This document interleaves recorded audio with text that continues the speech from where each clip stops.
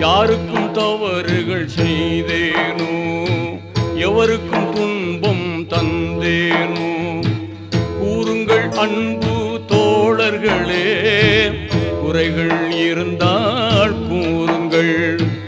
எப்போதேனும் சிறு பிழைகள் என் வாழ்வில் ஏதும் செய்தேனோ, தப்பாது இங்கே சொல்லிடுவீர், தயங்காமல் அதனை ஏற்றிடுவீர்.